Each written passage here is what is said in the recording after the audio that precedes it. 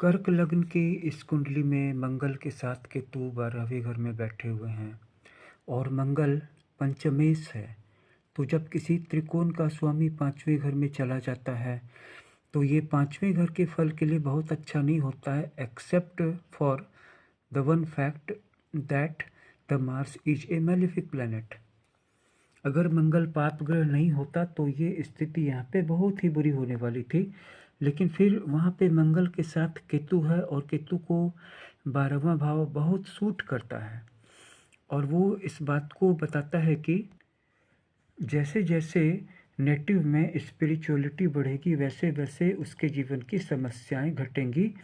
लेकिन छठे घर में राहु, नेपच्यून और यूरेनस उसे काफ़ी बड़े मायाजाल में रखे हुए हैं और राहु तो हमेशा सच्चाई से दूर करने की ही कोशिश करता है, लेकिन इस बार उतना नहीं कर पा रहा है क्योंकि जिसकी राशि में राहु बैठा है उसका स्वामी गुरु यहाँ पर उच्च का है और वक्री भी नहीं है।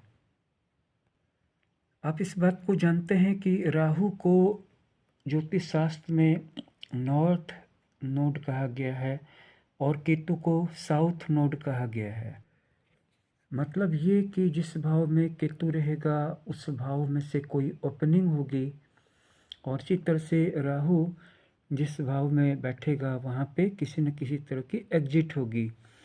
ये किसी मटेरियल ऑब्जेक्ट की भी हो सकती है या किसी स्पिरिचुअल एनर्जी की भी हो सकती है और इसीलिए इन दोनों नोड्स को समझने के लिए हमें नेपच्यून, प्लूटो और यूरेनस की स्थिति का भी पूरा अध्ययन करने की ज़रूरत है। जो एक बात इस कुंडली को ज़्यादा कॉम्प्लिकेटेड बना रही है वो ये है कि छठे घर में बैठे हुए तीनों प्लैनेट्स रेट्रोग्रेड हैं और चंद्रमा के साथ बैठा हुआ प्लूटो भी रेट्रोग्रेड है। तो इस प्रकार रेट्रोग्रेड प्लैनेट्स की संख्या काफ़ी ज़्यादा है इस कुंडली में भी। तो इस नेटिव की कुंडली के हिसाब से ये प्रेडिक्शन की जा सकती है कि इस व्यक्ति के लिए अपनी इच्छाओं को, अपने सपनों को दबाना इसके लिए अच्छा नहीं है। अपनी इच्छाओं को खुल करके जी लेना इसके लिए ज़्यादा हेल्पफुल होगा। तब इसके नॉर्थ और साउथ दोनों ही नोड्स ओपन हो जाएंगे और कोई भी एनर्जी ब्लॉक नहीं रहेगी और सभी प्रकार की मददगार एनर्जीज फुली चैनल्ड होंगी इसके तरफ, इसकी डायरेक्शन में। राहु और केतु जिस प्लैनेट्स के साथ बैठ जाते हैं उस प्लैनेट्स की शक्तियों को खींच लेते हैं और अपना जो एक डार्कनेस वाला इफेक्ट है उसके चारों तरफ डाल देते हैं।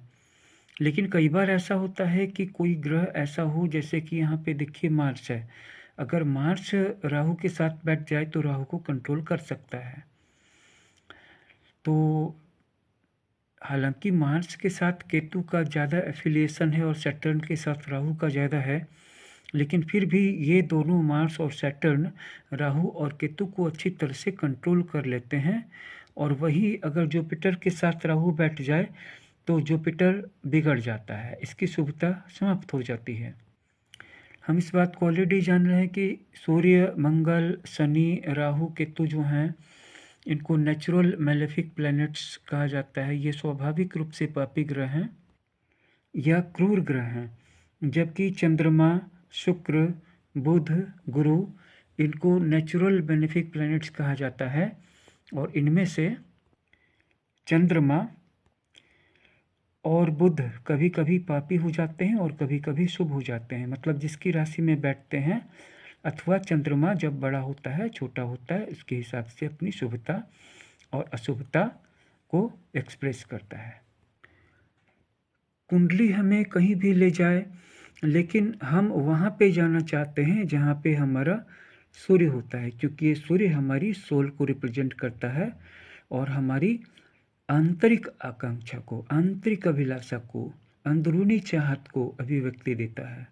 इसलिए एक बार सूर्य को जरूर देखिए कि कुंडली फिर भले ही आपको चाहे कहीं पर भी ले जाए, लेकिन सूर्य जहाँ पर होगा वहीं पे आपकी अंतरात्मा जाना चाहती होगी। इस वीडियो में इतना ही। अपनी पूरी कुंडली का विश्लेषण करवाने के लिए डिस्क्रिप्शन में दिए गए हमारे व्हाट्सएप नंबर पर अपनी पूरी पर डिटेल्स भेजिए। धन्यवाद।